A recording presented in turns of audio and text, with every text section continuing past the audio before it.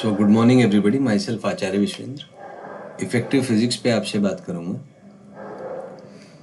तो इसमें जो कंटेंट है इफेक्टिव फिजिक्स वाले प्लेलिस्ट में, उसमें 3 टाइप के वर्कशीट्स मैं आपसे डिस्कस करूँगा। Level 1, level 2 and level 3।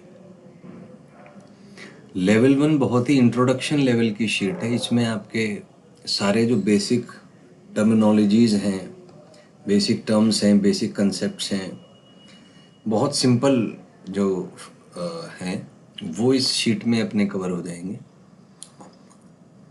और ये मैं आपको प्रैक्टिस कराऊंगा बार बार, जिससे आपके बेसिक्स बहुत मजबूत हों। क्योंकि अल्टीमेटली बच्चों की फिजिक्स वीक होती है क्योंकि उनके बेसिक्स बहुत कमज़ोर होते हैं।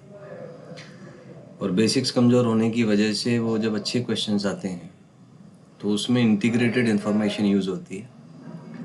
तो उनके बेसिक्स कमज़ोर हैं तो वो हल्की सी भी अगर गलती करेंगे तो जो पूरा पैटर्न वो यूज़ करेंगे क्वेश्चन सॉल्व करने के लिए, वो पूरा पैटर्न ही गड़बड़ होगा।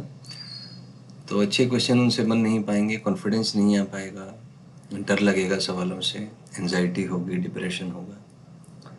तो इस सब का कारण है कंसेप्ट्स वीक होना। लाइफ में ध्यान रखें, अगर आप किसी भी चीज़ में आप अनकंफर्टेबल हैं तो समस्या उस चीज़ के साथ नहीं, समस्या आपके साथ है। क्योंकि आपका माइंड ब्रेन सिस्टम कमज़ोर है उस स्थिति से निपटने के लिए।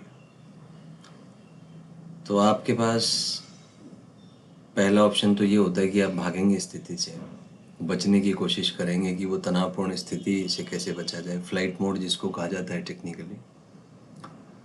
पर उस फ्लाइट मोड से कुछ होता नहीं है, क्योंकि ब्रेन ये भी सीख रहा है कि समस्या आने पर हमें भागना है।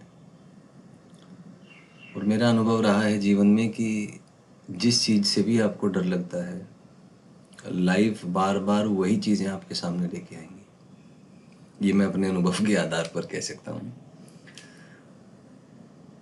और उसमें आपको लड़ना ही पड़ेगा, यू हैव टू फाइट।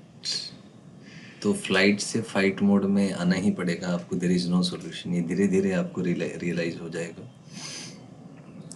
क्योंकि लाइफ जो मैंने ऑब्जर्व की है, it's just a transformation process.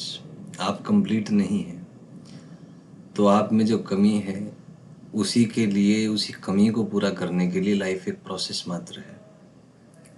क्योंकि यदि जीवन में कुछ प्राप्त नहीं हो पा रहा तो उसका कोई महत्व नहीं है। आप देखें, कोई व्यक्ति जिया और उसकी मृत्यु हो गई तो उसमें आउटपुट है क्योंकि उसने कॉन्शियसनेस के नए डायमेंशंस को एक्सेस किया है।